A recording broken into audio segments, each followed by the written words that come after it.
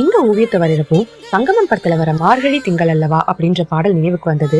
காரணம், அந்த பாடல்ல வர கதாநாயகி ஒரு பரதநாட்டிய கலைஞரா நடிச்சிருப்பாங்க. இந்த பாடல்ல ஒரு வரிகள் வரும், சூடி தந்த சுடற்கொடியே சோகத்தை நிறுத்திவிடு. இந்த வரிக்கு பின்னாடி ஒரு கதை இருக்கு. ஸ்ரீவல்லிபுத்தூர்ல வாழ்ந்து வந்த பெரியாழ்வாரால் குழந்தையாக கண்டெடுக்கப்பட்டவர் தான் பூங்கோதை. அங்குள்ள அரங்கநாதன் கோவிலுக்கு மாலை தொடுத்து கொடுப்பதையே வழக்கமாக வைத்திருந்தார். காலப்போக்கில் கண்ணன் மேல் ஆழ்ந்த பக்தியும் காதலும் உண்டாகுது. எங்கு பார்த்தாலும் கண்ணனின் காட்சி. ஒரு நாள் கண்ணாடியிலும் கண்ணன் காட்சியளிக்க கையில் வைத்திருந்த மாலையை தனக்கு தானே சூடி பார்த்து நிகழ்ச்சியில் ஆழ்ந்து போறாங்க கோதை. இப்படி தினந்தோறும் தான் சூடி தந்த மாலையை அரங்கனுக்கு சூட்டுவதை தந்தை பெரியாழ்வார் கண்டுபிடித்து குற்றம் சாட்டுகிறார். ஆனால் ஸ்ரீரங்கனோ கோதை சூடி தந்த மாலையை தனக்கு உகந்தது என்று பெரியாழ்வார்க்கு உணர்த்தி ஸ்ரீரங்கனையே அவள் மணந்து கொள்ளவும் விதி செய்தார்.